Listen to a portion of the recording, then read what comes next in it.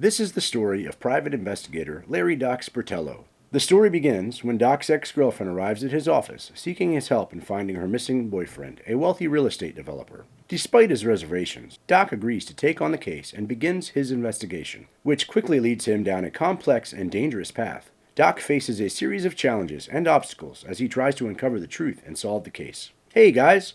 Welcome to our channel Mystery Recaps. Today, we will recap a 2014 mystery crime movie named Inherent Vice.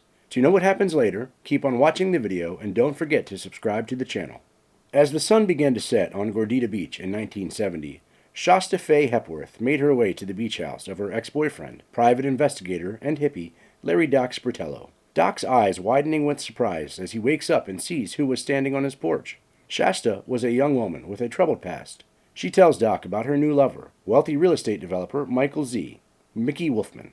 Shasta was in desperate need of Doc's help. She told him about Mickey's wife, who was trying to have him committed to an insane asylum, and begged Doc to step in. Doc is hesitant to get involved. Doc's lingering feelings for Shasta and her persuasion led him to take the case. Though it wasn't the very best time, but still Doc was pleased to see Shasta, and asked her to stay, but she didn't, so Doc accompanied her to her car.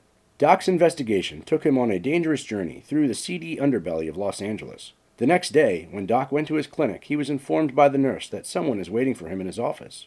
A member of the Black Gorilla family, Tariq Khalil, paid him a visit, and when Doc entered his office, Tariq was sitting on the chair. He asked Doc to find Glenn Charlock, a member of the Aryan Brotherhood and one of Wolfman's bodyguards who owed him money. During his search, Doc stumbled upon a massage parlor in the strip mall at Mickey's Channel View Estates project, and entered. He was received by the receptionist, but then got ambushed and hit with a baseball bat. He woke up to find himself lying next to Charlock's dead body out in the open and surrounded by policemen. What do you think? Was this all planned to entrap Doc? Let us know in the comments section. Later, Doc was interrogated by LAPD detective Christian F. Bigfoot Bjornson.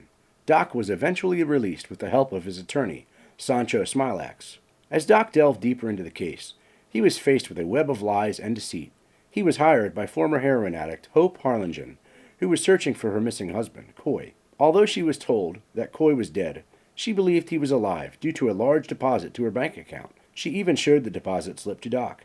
In the midst of foggy night, Doc received a message from Jade, an employee of the massage parlor. She was sorry for what happened to Doc when they met the last time, and warned him to beware of the Golden Fang.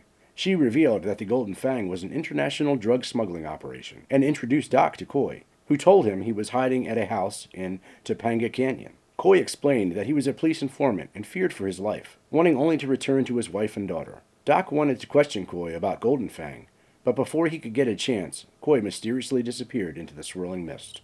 Doc soon discovered that Golden Fang was connected to a cult and that the cult was being watched by the FBI. He learned that Mickey, the real estate developer he's been searching for, as requested by Shasta, was being held at the cult's asylum, Criscalidon. Doc sneaked into the FBI custody where Mickey was being kept, and finally got a chance to meet Mickey. Mickey greeted him saying, "Hello, little hippie."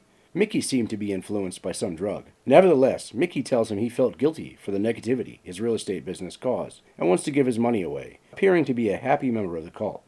Mickey seemed confused, and when Doc asked him where Shasta is, he replied, "Go away, little hippie." Doc also glimpsed Puck and Coy. What do you think? Was Mickey telling the truth? Let us know in the comments section. When Doc returned home to his beach house, he was greeted by Shasta, who had returned and was indifferent to the trouble her disappearance had caused. She told him Mickey was back with his wife and confessed to having been on the Golden Fang with Mickey on a 3-hour tour. Meanwhile, Doc received a call from Bigfoot, who inquired about Doc's report on the Coy Harlingen matter, but instead of answering Doc, made a remark on Golden Fang. As the call ended, we see Shasta naked. Both smoked a joint, and then Shasta bragged about what she did on the boat to provoke Doc into rough sex.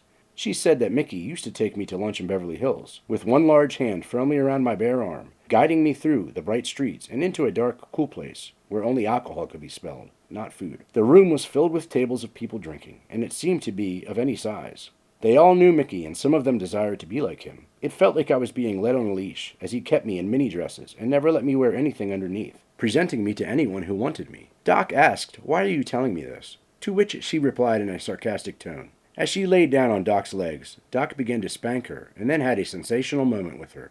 Afterwards, she told him they still weren't back together.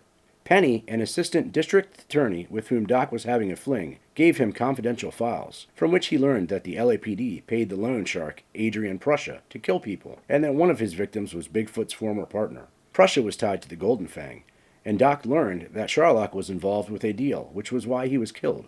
He visited Adrian, noticing his obsession with baseball and his memorabilia collection, and learned that the Golden Fang was a front for a shipping company, and that Sherlock's murder was orchestrated by Prussia to prevent him from talking. Doc's investigation came to a head when he met with Mickey's wife, Sloane Wolfman's lawyers, who revealed that Mickey was being held captive by the Golden Fang and their cult.